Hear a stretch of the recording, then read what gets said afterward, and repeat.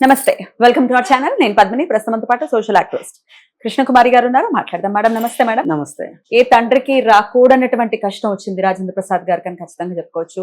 తండ్రి కూతుళ్ళ మధ్య ఉండేటటువంటి బాండ్ ఇంకా ఏ రిలేషన్ తో కూడా మనం కంపేర్ చేయలేము, అంత బ్యూటిఫుల్ బాండ్.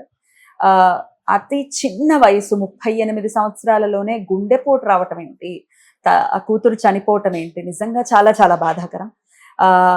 అయితే ఇప్పుడు దాని గురించి మాట్లాడటానికి గల కారణం, అమ్మాయి ప్రేమించి పెళ్లి చేసుకుందని చెప్పి కొన్నాళ్ళు దూరంగా కూడా ఉన్నారు రాజేంద్ర ప్రసాద్ అమ్మాయితో అని చెప్పి ఆయనే స్టేజ్ మీద చెప్పినటువంటి సందర్భం ఉంది. సో అసలు చాలా బాధాకరం. మీ స్పందన? ఏదేమైనా బాధాకరం అండి.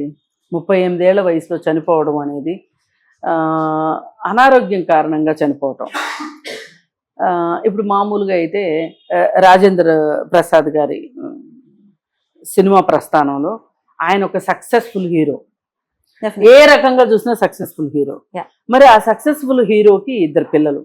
ఆ పిల్లలు ఇద్దరు ఆయన కూడా ప్రేమించి పెళ్లి చేసుకున్నారు, ఇంట్లో వాళ్ళకి ఇష్టం లేకుండా పెళ్లి చేసుకున్నారు. కానీ పెరిగి పెద్ద అయిన తర్వాత ఆయన ఉద్దేశం ఏంటంటే పిల్లల్ని ఇలా ఇలా ఇలా చూసుకోవాలి అనుకున్నారు, ఇలా ఇలా అవ్వాలి అనుకున్నారు. అలా అవ్వకోకుండా అమ్మాయి ప్రేమ పెళ్లి చేసుకోవటాన్ని, ఆయనకి ఇష్టం లేని పెళ్లి చేసుకోవటాన్ని ఆయన సహించలేదు. కొన్నాళ్ళు దూరం పెట్టారు.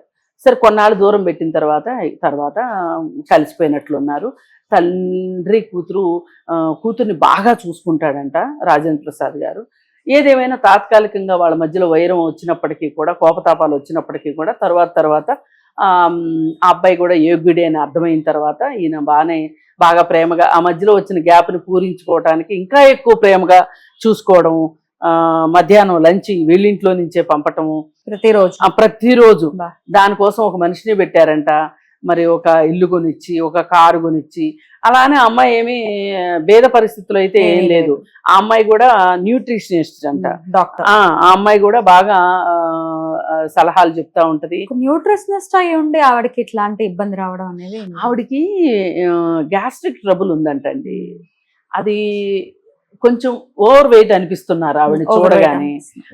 మరి ఓవర్ వెయిట్ వల్ల గ్యాస్ ప్రాబ్లం రావచ్చు, లేదు ఏవైనా డిప్రెషన్స్ కానీ ఏదైనా మానసిక ఒత్తిళ్ళు ఉంటే కూడా గ్యాస్ట్రిక్ ట్రబుల్ వచ్చే అవకాశం ఉంది. ఎందుకంటే మనం ఏమనుకుంటామంటే ఏముంది, బాడీకి మైండ్కి సంబంధం ఏముంది అనుకుంటాం, కానీ అసలు లింక్ అంతా బాడీకి మైండ్కి ఉంటుంది, పొట్టకిన్ను బ్రెయిన్కే ఉంటుంది డైరెక్ట్ సంబంధం. మరి ఆ అమ్మాయి మరి ఏమన్నా తెలియని బాధలు ఏమన్నా ఉన్నాయా, మరి ఏ రకంగా చూసినా కానీ పైకి కనిపించడానికి భర్త సరిగానే పనిచేసుకుంటున్నాడు, ఈమె పనిచేసుకుంటుంది, తండ్రితో సంబంధాలు పునరుద్ధరించబడ్డాయి. మళ్ళీ వీళ్ళ అమ్మాయి కూడా సినిమాలో బాలనటిగా వచ్చింది. మరి పరిస్థితుల్లో మరి ఏమైనా సరే కాస్త డబ్బులు లేని వాళ్ళు ఇవన్నీ ఆలోచించే తీరిక ఓపిక ఉండదు వాళ్ళకి. డబ్బులున్న వాళ్ళకైనా వాళ్ళ ఆరోగ్యం పట్ల వాళ్ళు శ్రద్ధ వహించాల్సిన అవసరం ఉందేమో అని అనిపిస్తుంది ఈ ఘటన ద్వారా. ఎందుకంటే డబ్బులు ఒక్కటే ఉన్నంత మాత్రాన, మనం ఖరీదైన హాస్పిటల్కి వెళ్ళినంత మాత్రాన ప్రాణాపాయం నుంచి తప్పించుకుంటాం అనేది పాసిబుల్ కాదనిపించింది. ఎందుకంటే ఆమె వెళ్ళింది గ్యాస్ట్రిక్ ట్రబుల్ మూలాన హాస్పిటల్కి వెళ్ళింది. ఆమె గుండెపోటుతో వెళ్ళాల, ఆ వైద్యం జరిగే ప్రాసెస్ లో ఆమెకి గుండెపోటు వచ్చింది. మరి ఎందుకు అలా జరిగింది ఏంటి అనేది ఇంకా కొంచెం కొన్నాళ్ళు పోతే ఏమైనా వివరాలు రావచ్చు. డెఫినెట్లీ పోస్ట్ కోవిడ్ ఎఫెక్ట్స్ అని చాలా మంది అనేస్తున్నారు. ఎలా చనిపోయినా ఏది ఉన్నా కూడా ఇప్పుడు ఇంచుమించు 2 ఏళ్ల పై మాట, 2 ఏళ్ళు 3 ఏళ్ళు ఈజీగా అవుతుంది. సో ప్రతిదీ కోవిడ్ కి రిలేట్ చేస్తూ మాట్లాడటం, వ్యాక్సిన్ కి రిలేట్ చేస్తూ మాట్లాడుతుంటే చాలా మంది డాక్టర్లు కూడా ఖండించారు. బాబు వ్యాక్సిన్ పనితీరు ఇన్నాళ్లే ఉంటుంది, దాని తర్వాత దాని ప్రభావం ఏమి ఉండదు అంటూ చాలా మంది డాక్టర్స్ స్పందించారు. అంటే చెప్తున్నారు కానీ అండి, ఏదేమైనా ఈ కోవిడ్ తర్వాత ఈ వ్యాక్సిన్స్ తర్వాత ఆరోగ్యాలు పాడైన మాట అయితే వాస్తవం. ఇప్పుడు నా మటుకు నాకు కోవిడ్కి వ్యాక్సిన్ చేయించుకోమన్నారని 2 వ్యాక్సిన్లు వేయించుకున్నాను. కొంతమంది బూస్టర్ డోస్ కూడా వేయించుకున్నారు. మీరు వేయించుకున్నారా? నేను బూస్టర్ వేయించుకోవాలంట. బూస్టర్ ఇంకా ఎఫెక్ట్ చూపించింది, ఇంకా ఎఫెక్ట్ అంట. అయితే మొన్న ఈ కోవిడ్ తర్వాత జ్వరం రానివ్వండి, ఏదైనా రానివ్వండి, అంత ఒక పట్టాన వదిలిపెట్టట్లా. ఇప్పుడు జ్వరం ఉందండి, మన చిన్నప్పటి నుంచి వైరల్ ఫీవర్ సంగతి మనకు తెలిసిందే. వైరల్ ఫీవర్ అంటే కొంచెం ఎక్కువ నీరసం ఉంటుంది అనేది తెలుసు మామూలు జ్వరం కన్నా. కానీ ఈసారి న్యూరో వైరల్ వచ్చింది అని చెప్తున్నారు. ఈ న్యూరో వైరల్ వల్ల జ్వరం వచ్చిన తర్వాత 2 నెలలకు కానీ 3 నెలలకు కానీ ఒళ్ళు వాపులు ఉండటము, నరాల మీద బాగా పనిచేయటము, నరాలు వాయటము, నీరసము, ఈ వాపుల వల్ల అంటే ఇన్ఫ్లమేషన్ వల్ల ఒళ్ళు నొప్పులు ఎక్కువగా ఉండటము, ఇదంతా చూస్తున్నాం. ఒక రకంగా నేను కూడా చాలా ఇబ్బంది పడుతున్నా. ఇంకా సెట్ కాలేదు. జ్వరం వచ్చి 2.5 నెలలు, దగ్గర 2.5 నెలలు ఏంటి, ఇంకొక 4 రోజులు పోతే 3 నెలలు. 3 నెలలకు కూడా కోలుకోలేదు అంటే చాలా నొప్పులుగా ఉన్నాయండి. డాక్టర్స్ చెప్పేది ఏంటి అంటే దీనిలో చికెన్ గున్యా వేరియంట్ కూడా ఉంది కాబట్టి టెస్ట్ లో మళ్ళీ చికెన్ గున్యా అని రావట్లేదు. మరి ఏంటండి అని అంటే ఇంతేనండి, వారం రోజుల్లో తగ్గిపోవచ్చు, నెలకు తగ్గొచ్చు, 2 నెలలకు తగ్గొచ్చు, లేదంటే 6 నెలలకైనా తగ్గొచ్చు, లేదు ఇంకా కొంచెం కూడా ఎక్స్టెంట్ కావచ్చు అనేది. ఇది వయసు తక్కువ ఉన్న వాళ్ళకి కొంచెం త్వరగా రికవరీ ఉంటుంది. ఇప్పుడు ఏజ్డ్ వాళ్ళకి ఏదైనా రోగనిరోధక శక్తి తక్కువగానే ఉంటది కాబట్టి ఇబ్బంది పెడుతున్నాయి. అసలు ఈ రోజుకి మన నోరు తెరిస్తే ఆ జ్వరాన్నే గుర్తు చేసుకోవాల్సిన పరిస్థితి వస్తుంది అంటే ఏదేమైనా కోవిడ్ ఎఫెక్ట్ మనుషుల ఆరోగ్యాల మీద మటుకు బాగానే ఉంది అనేది అర్థమవుతుంది.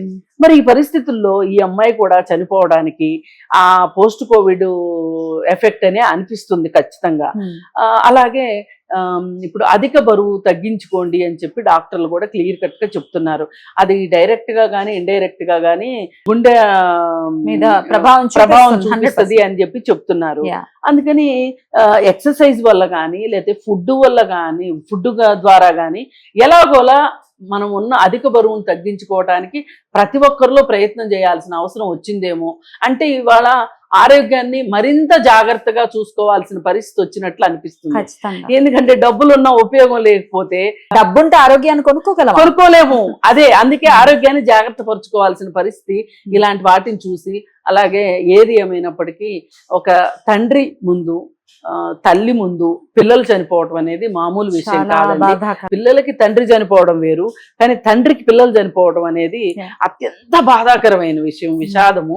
మరి ఆయన కూడా రాజేంద్ర ప్రసాద్ గారు ఎంత హాస్యాన్ని పండిస్తారో అంత సున్నితమైన మనసున్న ఆయన ఆ బాధ నుంచి త్వరగా కోలుకోవాలని ఆ అమ్మాయి ఆయన గాని ఆయన భార్య గాని అలాగే ఒక చిన్న పాప ఉంది. అసలు ఆ పాపకి ఈ వయసులో తల్లి అవసరం చాలా ఉంటది. ఆ పాపకి అంతా చేసి 15 ఏళ్ళు ఉన్నట్లేవు. ఆ పాపకు కూడా అది బాధాకరంగా ఉంది.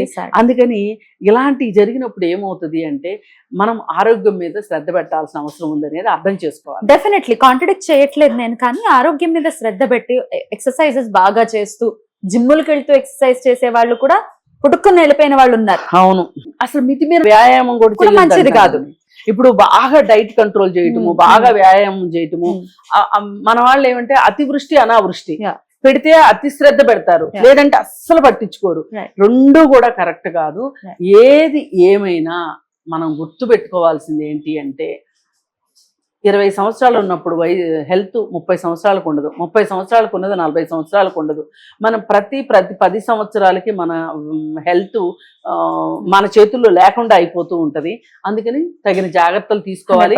అలాగే మెడికల్ టెస్టులు చేయించుకోవటం పీరియాడికల్ గా మన హెల్త్ మీద మనం వ్యాయామం మీద తిండి మీద మనం కాన్సన్ట్రేట్ చేయాలి. డెఫినెట్లీ లైఫ్ స్టైల్ మీద కూడా, ఎందుకంటే టైం కాని టైంలో పడుకోవటం, ఎప్పుడు పడితే అప్పుడు బర్గర్లు పిజ్జాలు అర్ధరాత్రులు తినటం అనేది డెఫినెట్ గా ఇంపాక్ట్ చూపిస్తుంది. ఇప్పుడు చూపించకపోవచ్చు, సంవత్సరం తర్వాత అయినా చూపించేటటువంటి పరిస్థితి ఉంటుందని డాక్టర్లు మరీ చెప్తున్నారు. కాబట్టి జాగ్రత్త అవసరం. రాజేంద్ర ప్రసాద్ గారి కుటుంబానికి ధైర్యంగా ఉండాలి. వారు more strength for them. Thank you so much. నమస్తే.